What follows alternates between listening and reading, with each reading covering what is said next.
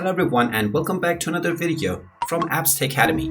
In this video, we're going to discuss whether you can see other people's best friend list on the Snapchat app.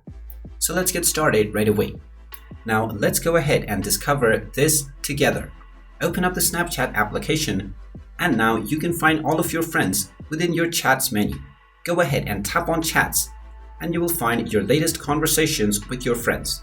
You can choose any of your friend to check out whether you can see their best friends list. If you tap on their profile, you will find their friend list underneath the call, video call, and the message icons.